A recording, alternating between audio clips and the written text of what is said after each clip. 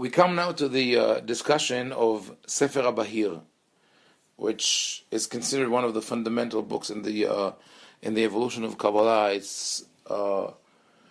It definitely marks a paradigm shift between the Talmudic and Geonic period, when we have scattered material.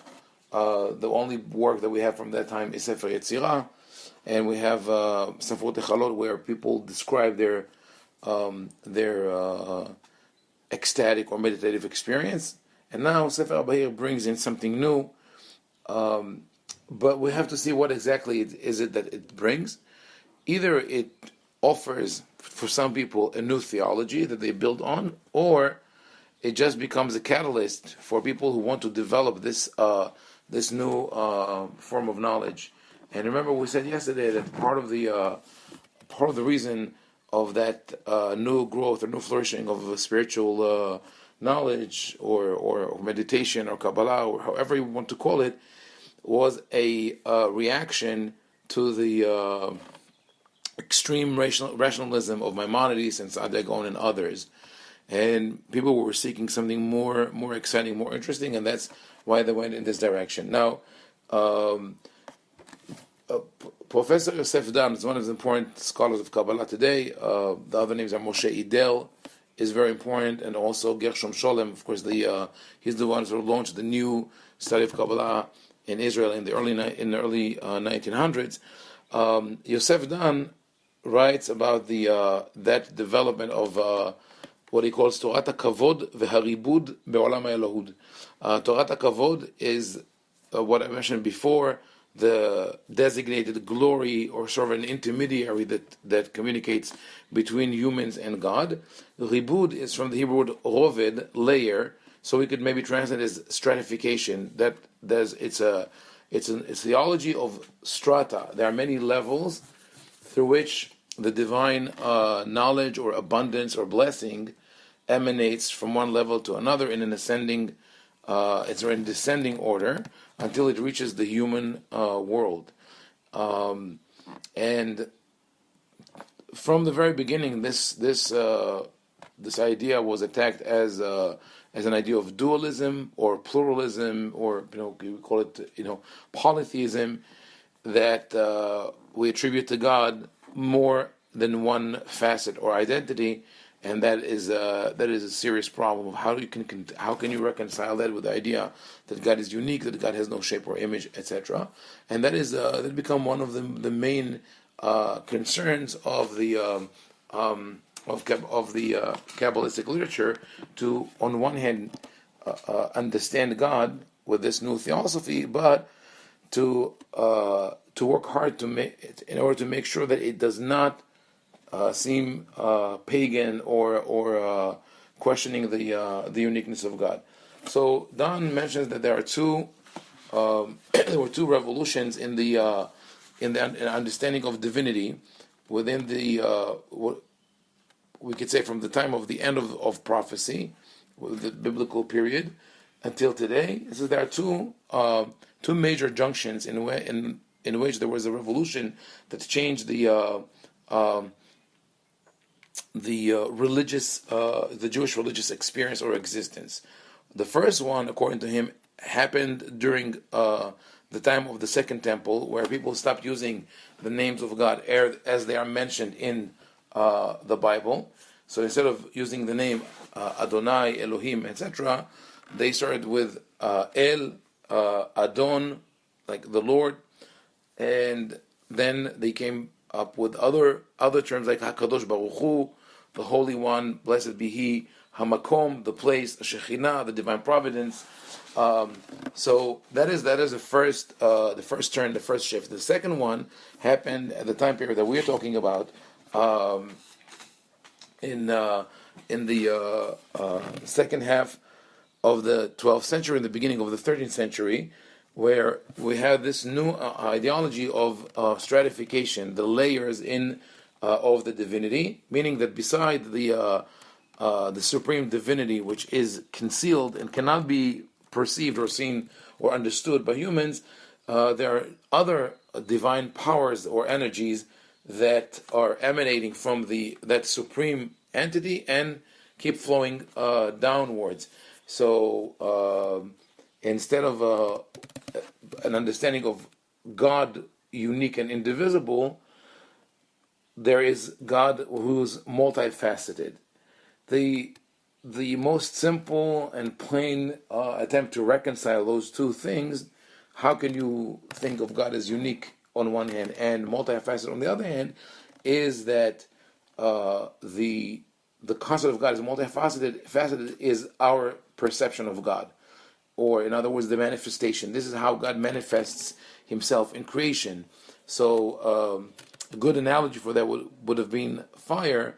That fire could be seen as both physical and abstract, and also the impact that it has on nature differs. It could burn and destroy. It could warm, heat. It could heat. It could be pleasant or not. It had many colors. So the imagery of fire is very common in the mystical literature, and that was the idea of that God is sort of the analogous to fire or light that could be seen in many different ways, and the different facets, as I said, are manifestations of God's uniqueness when interacting with our diversity. So even when this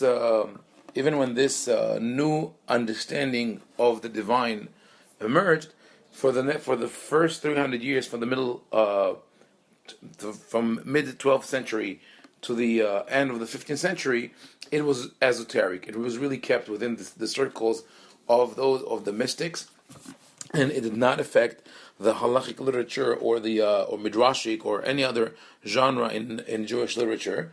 But once the status of the Sephardic Jewry was undermined because of the Inquisition and then because of the expulsion, that ideology took over and spread to the writings of scholars of all walks of Jewish knowledge, meaning halacha, darush, commentary on the Torah, etc. We could attribute that to partially, just like we saw following the destruction, following other disasters, that at the time of great stress and persecutions, people turn to these kind of teachings to uplift them and to give them hope. So that is why maybe that mystical literature took root in a much deeper way at that point in time. Of course, there are other factors. One of them is we were going a little ahead, the publication of the Shulchan Aruch, written by Rabbi Yosef Karo, that most people think that Rabbi Yosef Karo was I would call it a halachic authority only, that his main focus was Jewish law, and that he was not interested in Kabbalah.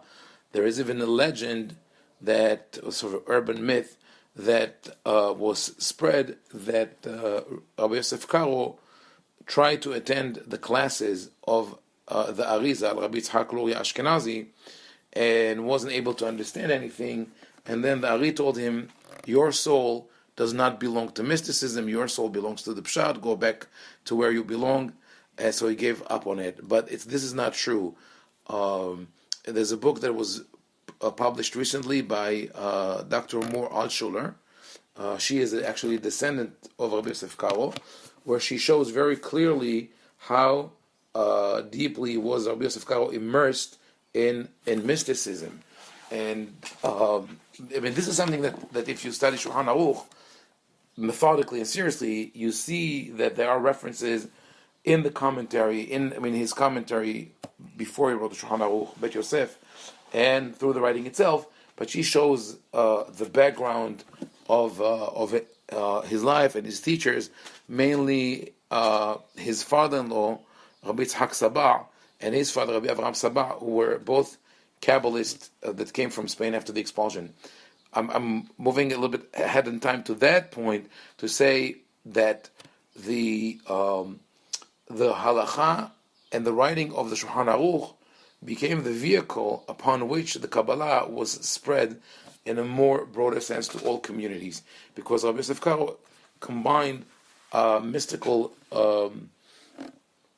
arguments into his halachic writings, so now they became intertwined. But up until that moment, for about 300 years, it was relatively an esoteric knowledge.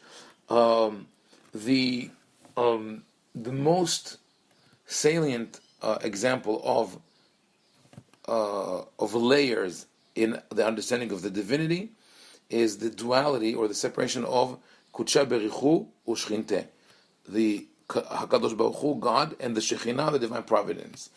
Like I mentioned earlier, originally the word Shekhinah, or the term Shekhinah, meant the divine providence is as a euphemism for God, and it came from the biblical references of Ve'asuli mikdash ve'shachanti betocham. They shall build a temple for me, and I will dwell among them.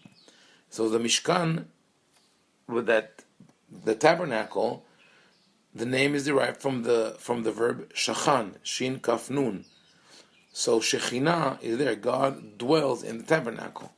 But in medieval mystical teachings, the Shekhinah became a power by itself, and we already see the seeds of this in midrashic literature. But it became one of the euphemism or an abstract name for God.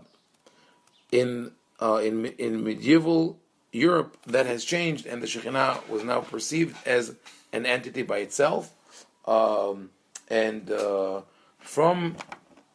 time of the Ari in the 15th and 16th century till today, we find in Orthodox circles the formula Leshem Yichud Kudsha Berichu Ushchinte, in order to unify the Kadosh Baruch Hu, the Holy One, blessed be He, and His divine providence. Or this is the union, not the union mystica. It's called the Hieros Gamos, the holy matrimony, and that is one could say that it echoes the mysticism of sectarian Christianity in France at the time.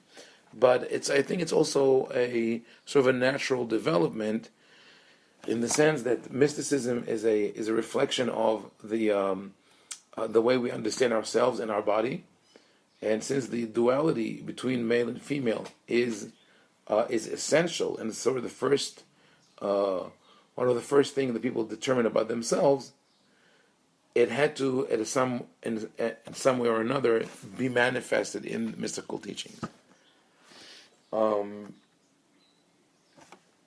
There was later on opposition to reciting that statement L'Shem Yichud Kudsha Berichu Ushchinte, because people viewed it as, like I said before, as paganism, as dualism, or anthropomorphism, attributing to God a female or a male form, when in the Torah it's very clearly indicated that the image of God has nothing to do with the physical image, and definitely not of being male or female, because the Torah says in chapter 1, verse 26, that God created men and women in His image simultaneously. And since the difference between a man and a woman is the first one that comes to mind, when the Torah says that both of them are created in the image of God, that means that God has neither image, and that is something completely different. In any case, that was the first and most important change in the understanding of the divinity. Professor Yosef Dan writes that in the late 12th century and early 13th century, we find several different circles of mystics, all of them in what is in the era which was Christendom. It was under Christian rule, and we don't find something similar in Jews who lived under Islamic rule. So, what are those circles? It says one of them is Sefer HaBahir, that appeared in Provence in around the 1200s or late 1100s, and we'll see when we go through the text. It's hard to determine the exact language where it comes from. It's obviously not a classic rabbinic work. There was another circle called Huga'iyun, the circle of analysts or those who studied deeply, and they came with the book Mayan Hukma. Then there's the circle of the Kabbalists in Provence, most famous of whom is Rabbi Yitzhak the Blind, Isaac the Blind, or Yitzhak Sagineho. And in Germany and in northern France, we have the family of Kalonimus. This is the family that had the tradition about Megillat HaHimat that I mentioned yesterday, the tradition about that scholar who came from Baghdad by means of the ineffable name. He was able to travel miraculously. But some of the famous members of this circle that later became known as Hasidei Ashkenaz, the early pious or Hasidim of Ashkenaz, they have nothing to do with later Hasidut of the 17th century. We have from them we have Sefer Hasidim, the book of Hasidim, Rabbi Yehuda Hasid, Rabbi Elazar ben Kalonimus. There were other people in that group, and hopefully we'll also get into the text of Sefer Hasidim and see what is it that we see there. It's a very strange and eclectic book. It contains halachot, practices, mystical knowledge, as well as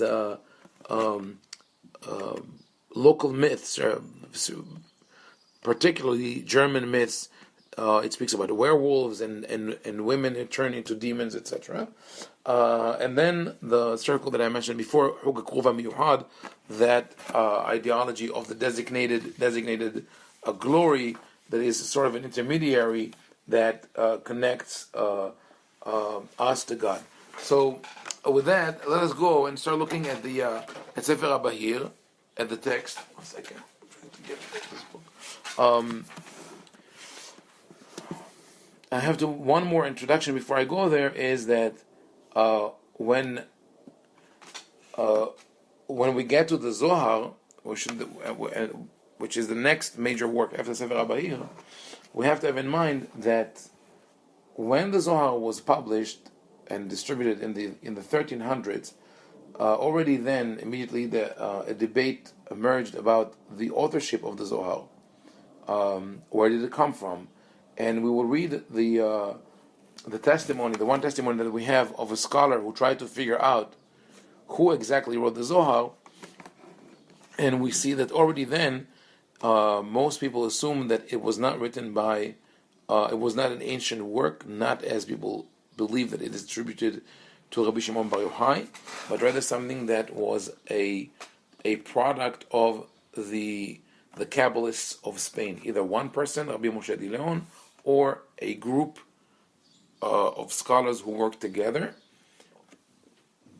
One could still argue that they carried esoteric knowledge from Tannaitic times, but it's important to know that the Zohar, in terms of publication, comes after the Bahir. So it's impossible to say that a certain information that we find in the Bahir is corroborated by something which is found in the Zohar, which we'll see in the introduction of Rabbi Ari Kaplan to Bahir. This is what he does. Again, to explain that is, if we have a text, we found a text that someone claims is from, let's say, from the 15th century, right? We cannot claim that it's ancient and authentic because because it's quoted or is parallel to a text from the 16th century. It's the other way around. Then we'll have to postpone the original date of that book. So that's something that we have to be very careful with, those circular arguments where we support the background of one book by something that was written later, or that in it by itself has no solid tradition. So let me go 1 second to Sefaria.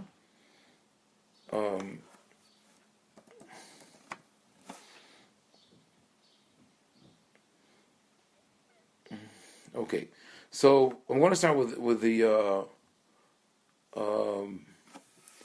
one. You don't see that. I want to start with the introduction of Rabbi Kaplan to Sefer Yetzirah, to Sefer Abahir, because this will show us the problems that we have when we come to analyze the text. Let me see.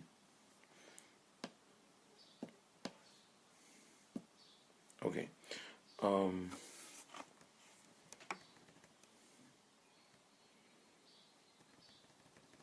I have to scroll up.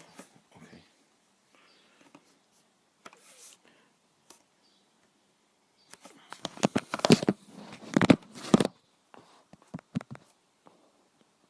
Well, I'm reading now from the introduction of Rabbi Kaplan, who translates Sefer Abahir to English.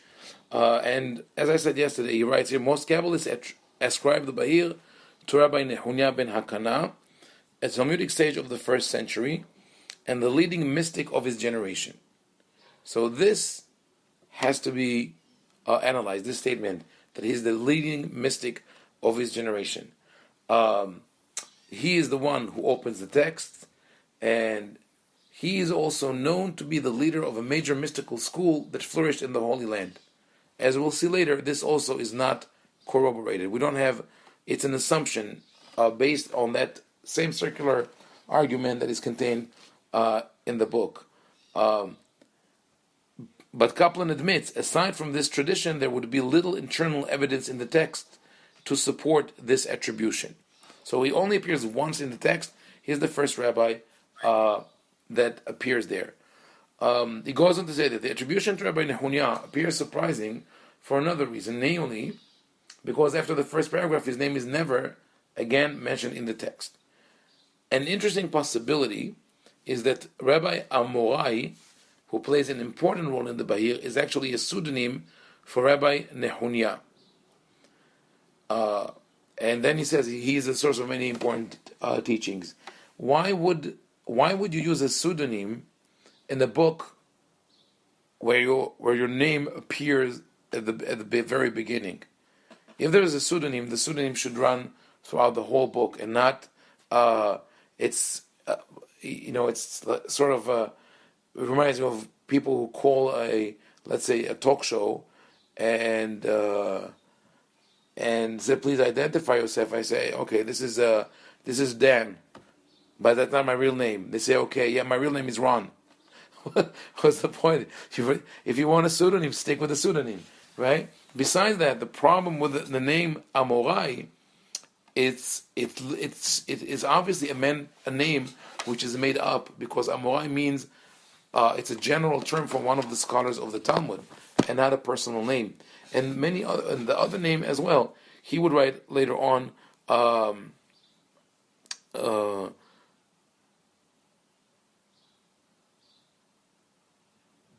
Here, we'll talk about the name. So Rabbi Nehunya ben Kana is mentioned as a young man. He studied in the school of Rabbi Yohanan ben Zakkai. Remember that we saw the name of Rabbi Yohanan ben Zakkai in the text from Hagigah, where him and Rabbi Elazar he was on the donkey. That's the same Rabbi Yohanan ben Zakkai.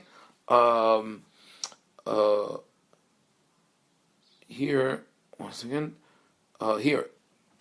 So careful was Rabbi Nehunya in his teachings that, as the Mishnah records, each day before he would begin his studies, he would pray that he would not be in error. So that is used by Rabbi Kaplan to prove that he dealt with very sensitive knowledge. But I showed you the Mishnah yesterday. The Mishnah is in Masechet Brachot, chapter 4, and it has nothing to do with what Rabbi Kaplan says here. Over there is a debate between the rabbis, Rabbi Akiva, Rabbi Yoshua, and Rabbi Shimon, of how many times or what type of a prayer does one have to say on a regular basis. One of them says you have to say the full 18 blessings. One of them says you have to say the abridged version.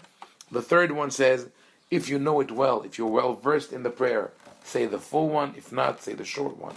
Rabbi Nehunya ben Hakana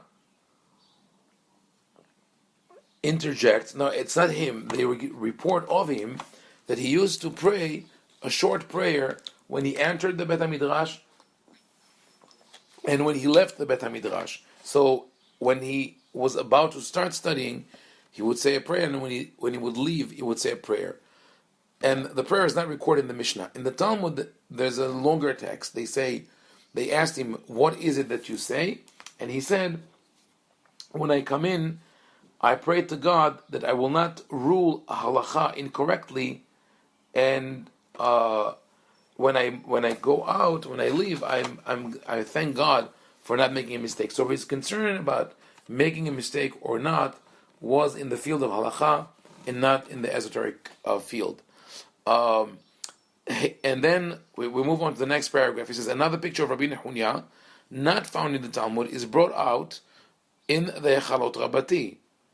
So the Echalot Rabbati in itself is a questionable text. So we're trying to support one esoteric text, one questionable text by another questionable text, but the conclusion is a clear picture emerges of Rabbi Nehunya as a master of the mystical arts and teacher of his entire generation. So that is the kind of, this is what you achieve with pseudoepigraphy. You find that name that is not very common, is only mentioned once or twice, and you connect the teachings to it, and then people say, oh, he must have been a master of esoteric knowledge. With Rabbi Shimon Bar Yochai, it was done differently. Rabbi Shimon Bar Yochai, we have no proof that this is later on for the when we will talk about the authorship of the Zohar, which was attributed to Rabbi Shimon Bar Yochai. Nowhere do we find an attribution in the Talmud of esoteric knowledge to Rabbi Shimon Bar Yochai, but the fact that he hid in a cave for 12 years, according to the story, and studied there, and then when he came out, they say wherever he looked, the place would burn down because he was upset with people not studying Torah. That was enough to establish this tradition that he is the master of esoteric knowledge. So the other rabbis that are mentioned in the Talmud, in Habahir, he says here a number of them are well known in the Talmud. One is Rabbi Eliezer the Great. And here it says this: Rabbi Eliezer the Great is also known for his mystical experiences. His chief work, Pirkei de Rabbi Eliezer, also exhibits considerable influence from the Bahir. So now here, as another example, Rabbi Eliezer Agadol lived in the 2nd century. Is a contemporary of Rabban Shimon ben Gamliel and the other rabbis who are frequently mentioned in the Mishnah. There is a book called Pirkei de Rabbi Eliezer. This book mentioned here, Pirkei de Rabbi Eliezer, which is sort of midrashic literature. And if it was really written by Rabbi Eliezer, then it dates to the 2nd century. And if it quotes the Bahir, or is influenced by the Bahir, then we could say both of them come from the 2nd century. So here's a proof for their antiquity. The problem is that we know very well that Pirkei de Rabbi Eliezer is also a pseudo-epigraph written in the Geonic period. Carolyn, you took Midrash class with me. I think we mentioned this book. One of the clearest proofs that Pirkei de Rabbi Eliezer was not written in Mishnaic times is that it makes a direct reference to Muhammad and his wives by name. Muhammad is not mentioned. He's described as Yishmael, that we know was identified with the Muslims, but his wives, the wives of Ishmael, are named Fatima and Aisha. So this obviously comes from a period where Jews and Muslims were well aware of each other's existence. So it cannot be earlier than the 7th century. Definitely not from the time of Rabbi Eliezer. If there is any influence between the Bahir and Pirkei de Rabbi Eliezer, it's the other way around. It's Habahir derives material from Pirkei de Rabbi Eliezer. Now, Rabbi Kaplan goes on to say, the most prominent sage of the Bahir, mentioned more than any other, is Rabbi Rehumai, whose name appears 13 times in the text. No mention of Rabbi Rehumai is found in the Talmud or Midrash. So that already is intriguing. Here's a new rabbi that we have never heard of. But in the Zohar, we find that he knew Rabbi Pinchas Ben Yair. But again, the Zohar is a later work, cannot be quoted as a proof on the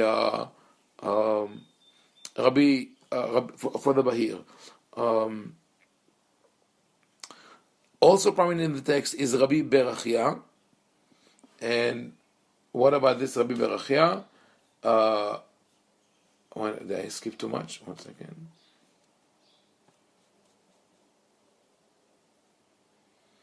Mentioned 7 times in all. Also not mentioned in the Talmud. He is quoted in Pirkei Rabbi Eliezer, as well as in Zoharic literature. So that should have been already set alarm bells for anyone who reads that text. Say, okay, we have Sefer HaBahir, Sefer HaZohar, Pirkei Rabbi Eliezer, who mention names of rabbis that are not known from any other source. So that means that we have a mixture of known names and unknown names. But anyway, keep the name of Rabbi Berachia in mind, because later on, when we read through the names of the angels mentioned in the Sefer HaBahir, we will see that according to one version, the word Berachia, the name Berachia, is the name also of one of the angels. So maybe the author, the real author, was a man by the name of Rabbi Berachia, who was able to sort of put his name into the series of the names of the angels or the names of God.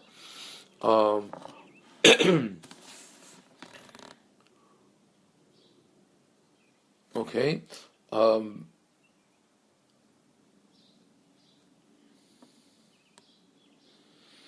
Here, so let's read this statement. I'm skipping some paragraphs here. With the closing of the Talmudic period, the circle of Kabbalists diminished, and at times it may have consisted of not more than a few dozen individuals. Again, there's no proof for that. We spoke about the number of mystics or names that we know from rabbinic literature, the few names mentioned in the Chalot literature. Some people say that not Kabbalists, but Tannaitic or Talmudic rabbis in total were not more than a few dozen. The idea that we had tens of thousands of scholars, and of them a couple of dozens of Kabbalists is not supported. But this is the problem that we when we try to uncover the roots of esoteric teachings, because by nature they tend to hide or to create self-contained societies. Here, so during some periods, leadership of this school was under the religious leaders of the generation, while at others, it may have included individuals whose names have been completely lost to history. Now, this statement is, if we don't, and I don't think that the author who wrote that, Rabbi Kaplan, did it with a malicious intention. This is how he understood the history. This is what he had time to learn and acknowledge at the time.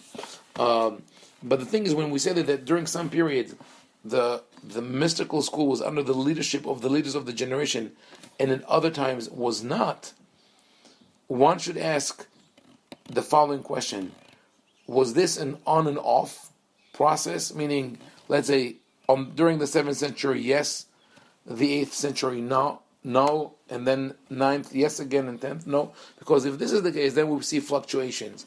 But this is not the case. Up until the 11th, 12th century, there's a very clear distinction between the leaders of the generation, who are community leaders, spokespeople for the generation, intermediaries with non-Jews, statesmen, etc. Among them are the great poets and rabbis of the Golden Age in Spain, like Rabbi Shmuel Anagid, Ibn Nagrila, Rabbi Yehuda Levi, Maimonides, Ibn Ezra, the Geonim in Babylonia, in France we have Rashi and his grandchildren, the authors of Tosafot. All these, that we have no indication whatsoever that they were involved in esoteric knowledge. It is after the 12th century, people like Rabbi Moshe ben Nachman and others, Nachmanides and others, Rabbi Shlomo ben Aderet, the Rashba, the Hasidim of Ashkenaz, etc., where we see that there is a correlation between religious leadership and mystical knowledge. So, what Rabbi Ari Kaplan says here, the difference between the two periods is not an on and off thing. No, there are no fluctuations. Rather, up to a certain period, the two do not mix, and then after that, Kabbalah becomes more. Even though those leaders do not expose their knowledge to the whole community, but they write of it and they are aware of it. So Nachmanides, for example, is I think we'll get to him later, but Nachmanides is a typical of that, or maybe the epitome of that period in the sense that he was both very, very solidly planted in the world of Talmud and Halacha. He wrote a commentary on the Talmud that is very similar to the commentary of the authors of the Tosafot. But he wrote books of Halacha, etc. But he also wrote books of moral and ethical teachings, and also was very well versed in the esoteric knowledge of the time. And in his commentary on the Torah, he actually combines several methods. So he would write on each verse that he comments on, he would say, this is al derech apshat, the simple meaning of the text, ve'inyano kachu, but in context it should be read in that manner, ve'al derech ha'emet inyano, but if you want to follow the path of truth, which for him is the Kabbalah or mysticism, this is the meaning. And of course, Ramban does not mention the Zohar because he is not aware of it yet. So we go back to the statement of Rabbi Kaplan here, that during some periods the leaders of the generation are also the leaders of the esoteric school. He says this: it is known that such individuals as Natronai Gaon and Hai Gaon had knowledge of these mysteries.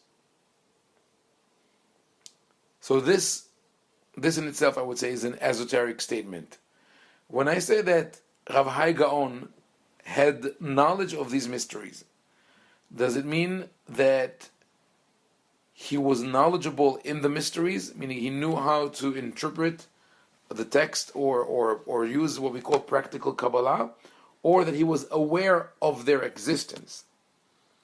And from what we know, from the I think the quote that I mentioned previously, we know that it's the second.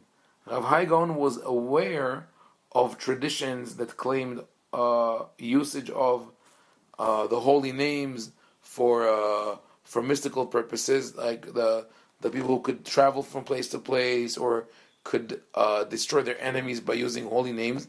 And Rav Hai Gaon opposed them vehemently. He said this is complete nonsense, that to think that a human being could perform such miracles, this is not within our power, etc., etc. So to say that Rav Hai Gaon had knowledge of these mysteries is misleading, been making us think that he was that was part of his school. He was completely removed from it.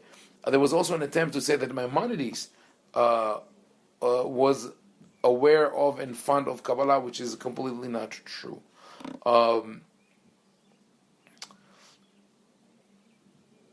Now, here we should read this paragraph. Central to much of this activity, the mystical activity, was the Bahir.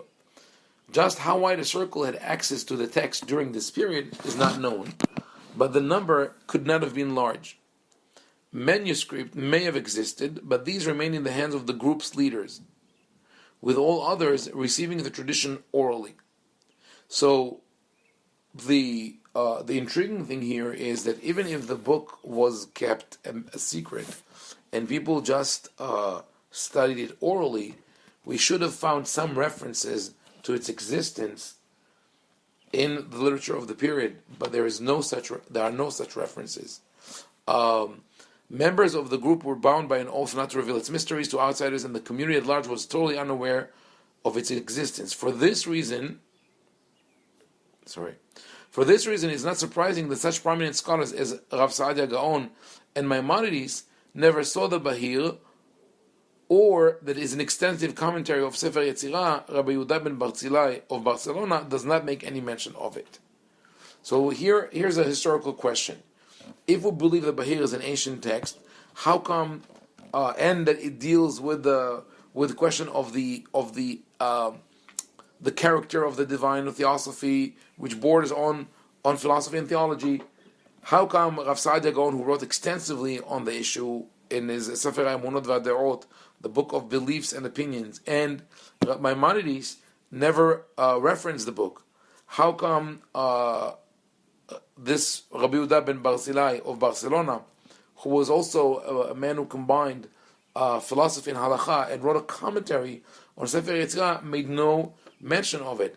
And the answer is the text was the private domain of a small secret society, and those outside the circle were not meant to even know that it existed. Thus, and he says, like Rabbi Avraham ben David Ravad, who was the father of Isaac Yitzhak Sagino, who says all these things and their mysteries were transmitted only from one mouth to the next. So here we have like this self-contained system that we have to accept it for what it is and say it was esoteric. Nobody knew of it, and it was only revealed at that time. What happened at that time that allowed people to reveal the mysteries of the Bahir? We don't really have an answer to that. But this, the following knowledge is accurate, that Rabbi Avraham ben Yitzhak of Rabbi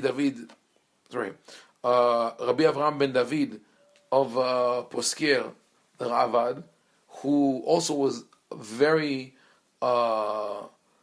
adamantly an opponent of Maimonides. He wrote the Hasagot, the arguments against Maimonides, and he was